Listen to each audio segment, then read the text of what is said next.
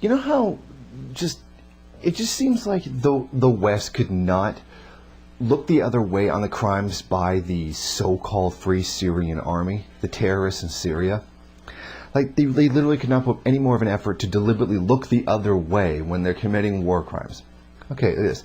Despite everything that's being said about the Western media, everything that they're saying about, oh, Assad has chemical weapons, which he does, that's never been a secret, and how he's going to use them at any moment based on absolutely nothing, even though he's been saying they're not going to use it except on foreign invading armies, which he has said that he would do that. Now we have the FSA, the terrorist organization, saying they have chemical weapons and they intend to use them. I mean, literally, the one thing that they're all crazy about with Assad, that he's going to use chemical weapons, the people they are supporting, the terrorist FSA, have chemical weapons, and they're saying that they plan to use them.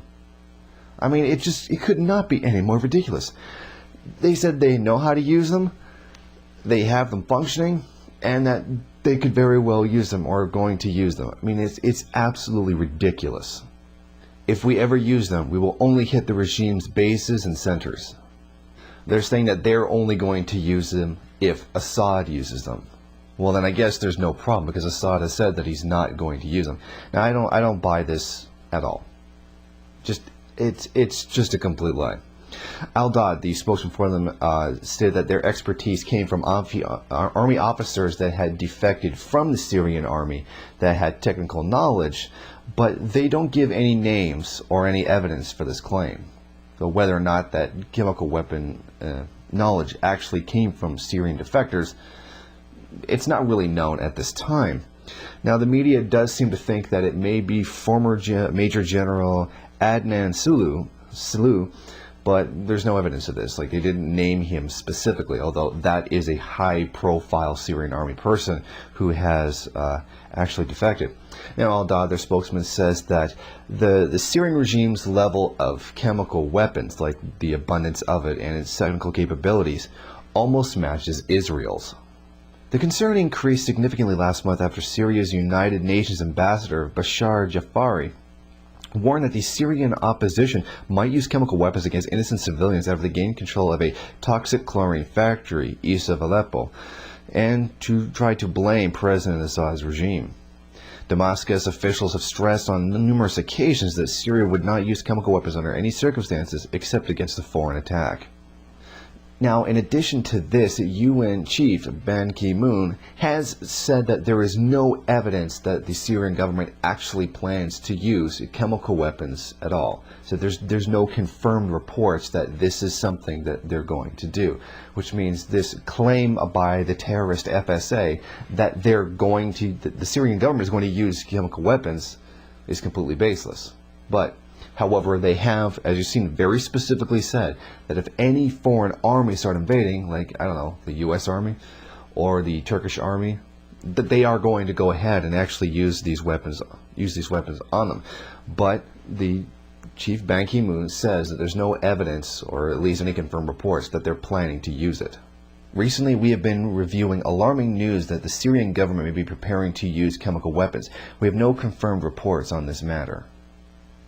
It's just so very telling about this whole situation. The FSA kept saying, oh, Assad's going to use chemical weapons on us. They kept making the claim that this was something he's going to do, that it's a tactic that he always used, which is untrue, and that this is one of the reasons why they want to topple his government, and all kinds of BS like that. Like, they have a major concern that Assad's going to use chemical weapons. Yet, he has said that he will not use them on, like civilians, not even going to use it on the FSA, only invading foreign armies. Yet then the FSA turns around and says, we have chemical weapons, we know how to use them, and we're going to. This is such a huge amount of hypocrisy. It's just unbelievable. And the Western media is just completely looking the other way on this matter entirely. I mean, it's just so typical. The U.S. says, oh, we will become militarily involved, I mean, directly militarily involved, actually sending U.S. troops to go and fight Assad if they use chemical weapons, because using chemical weapons is wrong, and I agree, using chemical weapons is wrong.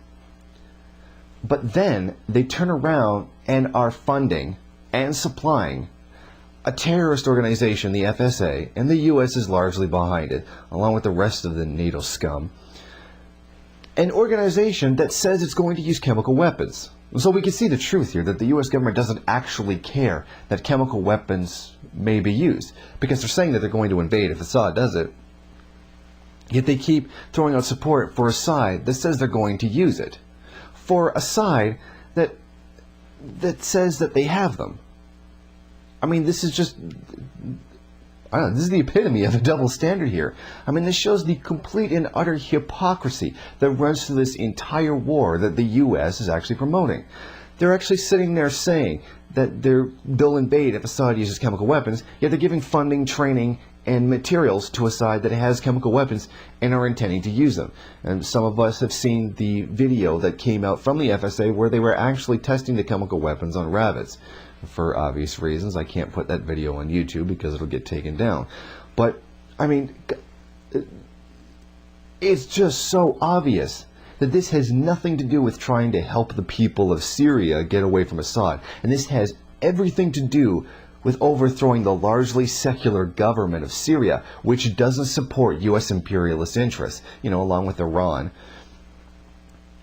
And it's all about spheres of influence. This is all about actually getting control of a country. This is not really about oil. This is about getting one of the last bastions of pan-Arab nationalism that's actually resisting U.S. imperialism. I mean, this could not be any more perfect an example of the sheer hypocritical and blatant imperialist nature of the United States.